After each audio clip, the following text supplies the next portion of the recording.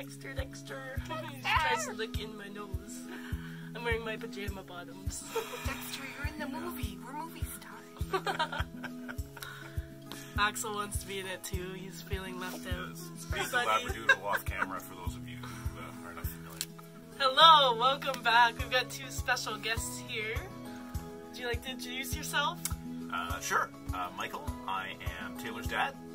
And you? I'm Karina. I am the lucky mother of Taylor. Alright. Well, I brought them here to answer some questions. We're just gonna dive right into it, I guess. I've got them all written down here, so if I'm looking down, I'm just looking at the questions. Alright. And our answers are pre-scripted. A little bit. So that it passes Taylor's. Not mine, off the cuff. First question. What was your initial reaction when I came out as trans to you guys? Well, I think when you were talking to me first, you said you had something really important to tell us. Yeah. And I think when I talked to Dad, we were both kind of like, I think I might know what's coming. So I don't. So it wasn't a surprise. No, I don't think either one of us were like super surprised.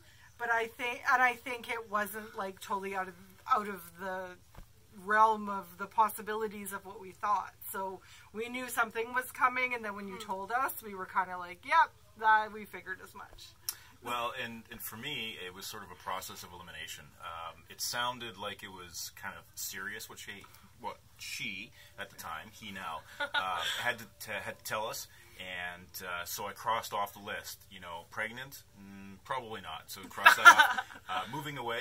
No, already moved away. So I figured trans. Okay, that's number 3. I'm cool with that. Cool. Well, we have a dog up here now. We have a dog. Dexter's joining us. Dexter! Has your opinion changed since I first told you I was trans? Opinion of you? Yeah. For me, nothing at all. I mean, We have another dog trying to get in here. the dog trying to get some screen time. Yeah, he wants to be a Get in YouTube on the star action. himself. Come on, Axel.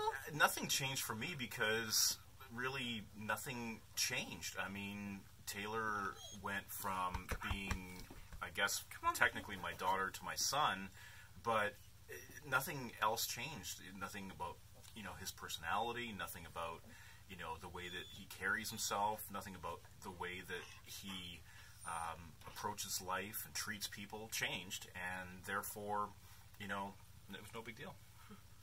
I think for me at first, I was just like, as your mom, I was like worried about what the world was going to.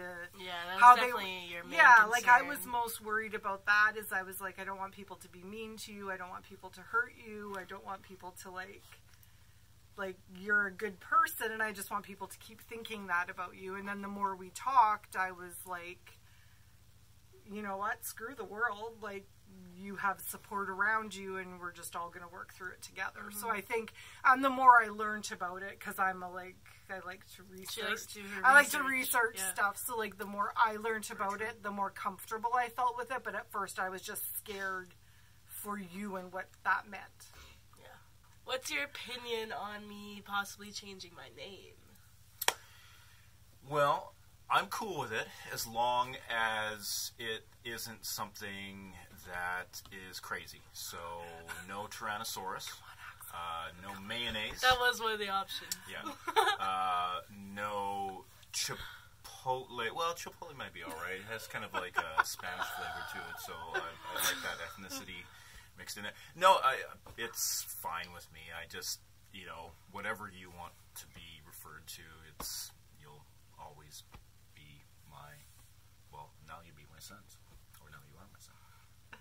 I think name change at first, it was like, what do you mean? What's wrong with the name you have? It's like a gender neutral name, like Taylor works. But I think the more we talked about it, like that in some sense can be really hard, because I know if you're trying to pass, having a name that could be either or is stressful. So we talked about it a little bit, and I think it's going to come down to like what you want, and I like the idea where you said that we could like potentially be a part of it again. Of course, which you would guys, be kind of, that would be kind of cool. Yeah, like, you could name me again, possibly. Yeah, like I wouldn't have a problem with that. I mean, in the end, like, kind of like excellent. bumped. Here comes the other dog. Yeah, kind of like pronouns. That would be like a huge transition.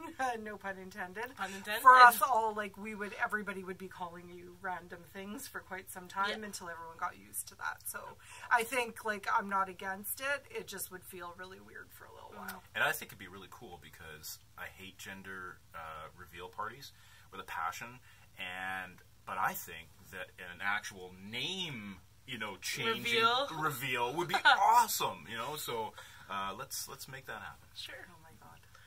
How was it changing your pronouns? Oh man, it was hard, but not for the reasons that some people might think.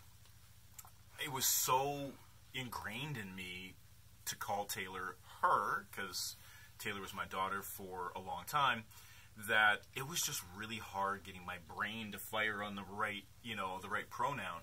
And so, for the longest time, everybody had to correct me, and now it's a lot better, and it's just becoming more natural for my brain to think that way and to be able to, cover up my own mistakes and change that. Yeah, for a while there, he had a gender jar, we called it. Yeah. And every time he used the wrong pronoun, he'd give me 25 cents. I made bank on that, honestly. That jar was full very Probably quickly. the best part of it. You could put somebody through college at some point. Yeah. How about you, Mom? Pronouns have definitely been the hardest thing for me, and I feel like of everything, that was what made me the most uncomfortable. And it's not that I felt like I had to keep calling you her, but I just had a really hard time calling you he or him. So my sentences kind of went like, Taylor was going wherever, and then Taylor did this, and then Taylor and Taylor and Taylor and Taylor. So I would say like Taylor about 100 times in a sentence to try to like get myself around having to use any sort of pronoun, which became very awkward conversation. And sometimes now I just kind of don't use a pronoun. I just kind of like end my sentence kind of hanging at the pronoun, where I'm like, so when Taylor went wherever and we had a good time. We had it for a while. Well, no. It was not an intentional pronoun, but I did discover that it is very an offensive pronoun that should never be used ever when you're trying to be gender neutral. It does not fit a category. So that was not a, like... Not a scary clown in a sewer. It is, don't ever use it, anyone. But that, for me, is the biggest struggle, and not because I'm not accepting. I just find it really hard saying he. I don't feel attached to having to say she, but I just have a hard time with saying a different pronoun. Yeah. Do you feel like you're losing a daughter? No, because to me, again, like daughter is just gender speak, for a child, and that would mean that I'm losing a child, and that hasn't happened, and won't. I mean, it's just not a big deal to me. I mean, your character didn't change. Nothing changed about you. Just, how you wanted to be referred to. And I know it's going to be different when, the testosterone and top surgery and all the things that are still upcoming come around. But not right now. It's not a big deal. So. Yeah. Yeah, I've thought about this a lot because I feel like society, that's like a big question that people will always ask us. We're like, do you feel like you're losing a daughter? Or because I'm the mom, people feel like I have this like daughter attachment for some reason that we like relate because I had my daughter. But the reality is like your whole life, it was kind of like we never really had that big of a segregation between like you and your brother when you guys were growing up. You were kind of just like one of our children, and we sort of raised you like all the girly things that may have been traditional in other families were not in our family. Like you weren't like wearing dresses and princess stuff, and like that wasn't a thing. Yeah. So for us, it was just kind of like we raised our kids, and you're still one of our kids. Yeah. Now, with that said, cry? No, I'm not gonna cry. The extremely long it's armpit been- hair is, That's takes a a little little getting distressing. used to. Yeah, there's a little too much. I need to clean there that a needs little to be bit. some That attention That takes a done little with getting that. used to. That right there.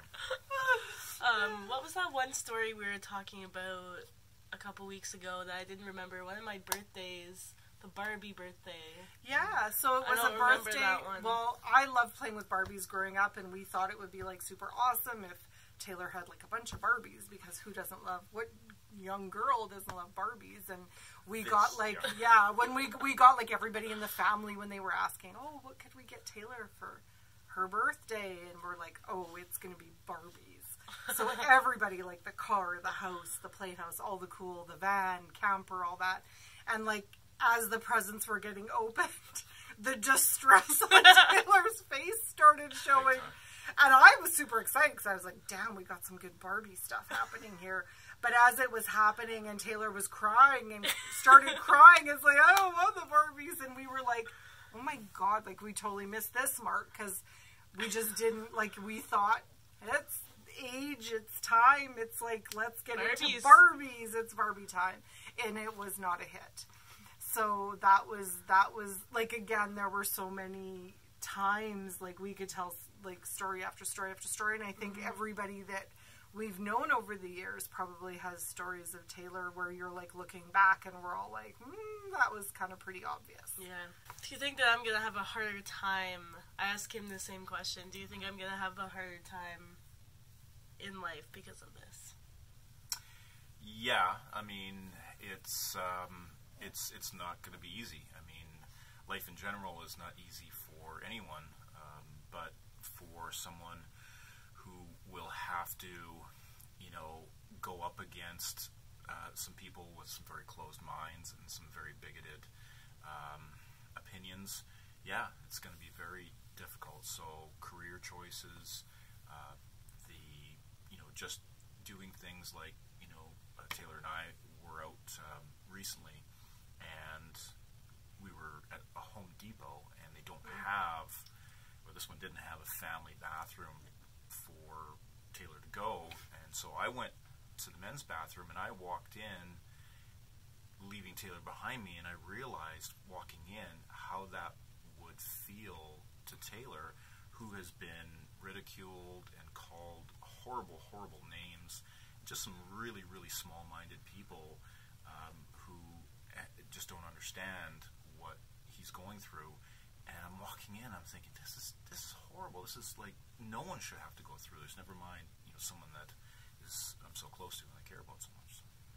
Yeah. Yeah, I think that of anything, that's like the biggest stressor for us as parents, because you worry about your kids, you worry about people judging them without really knowing them, and that's what we say is like, Taylor's such an awesome human being, and this is you guys have to say that.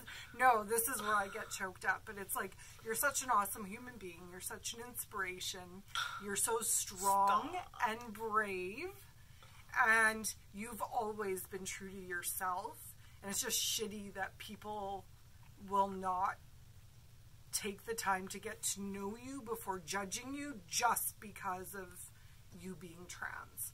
And I think that's the hardest thing as a parent, because it's like, you don't even know who Taylor is as a human, but you're going to judge him because of one piece of his identity, which really should be irrelevant, because for everybody else in the world, it's nobody's business, like 90% of that stuff. Yeah. So that's the hardest thing, because I, as a mom, I'm always like, well, we're going to go to the bathroom, and you go to the bathroom that you want, and if people are mean to you, I'm going to fight them. Yeah, we were at the movies. We were at the movies the other day, and both of you looked like you were about to fight someone. Like, I'm like, if they are mean to you, I'm going to fight them. I was like, I have to go to the bathroom, but I don't really want to. Like, I didn't want to go into their bathroom because it was pretty busy. Yeah. And you're both like, okay, well, I'll cover you. Like, let's go in. Yeah. Like, people are just judgmental, and I just think we've always raised our kids and our family, and we've always been, like, to be open-minded to people and the differences in the world, and this is an example of that. And there are so many people, I think, that are just not open to getting to know a person before they judge them based on something that's, like, nothing that they need to be concerned about, and that's just what's hard as a parent. So absolutely, I think there's going to be a lot of obstacles, but I also think that you're a really strong human and that you will be able to work through them and get help that you need and get support that you need and be able to like overcome the shitty people, because the shitty people don't matter. Last question here. What advice would you guys give to a parent or parents that have a kid that is trans? You know, I think the only advice that I would give is if you've been supportive to that child, you know, all through their life, this is really no different. You know, they require that support in this type of situation as much as they ever have, and maybe sometimes more because of the world and how some perceptions are out there. But, you know, you already know who that child is, and you should already love them and respect them and be in awe of them at some point in times in their life, and, you know, continue doing that, because that's what they need. They need that, you know, sort of continuation of love and support and affection, and they need to know that they've got people in their corner, because not everybody might be in that situation. Yeah, there's a lot of cases. Yeah, so this is where I get like teary-eyed. That's okay. The only advice I have is to love your kids. That you loved them before, you should love them after. They're the same people. I might cry. I know. They're the same people, and they just need your love and your support. You are their soft place, and they need it now more than they've ever needed it. So I just think, just love your children. And I have just one more thing to say, and that is for those, you know, people who are transitioning. If you do not have the love and support of your family, that's very difficult. But don't don't worry. There's somebody out there that can, you know, be that surrogate family or that surrogate parent for you. I mean, look at all of, you know, the single moms and the single dads out there that have raised incredible, you know, kids. You don't need everybody to be there for you. You just need some really key people. So when you find those people, you know, spend as much time as you can, because, you know, if it's not your parents, that's a shame, but that's their problem. You know, you have to, you know, stay with the people that are going to support you, because that's what's going to get you through. Love you guys. Love you too. Honey. Thanks for being in my video. Thank you. See, we weren't an embarrassment. Oh, wait till the comment section. Thanks for coming, and have a good day. Cut.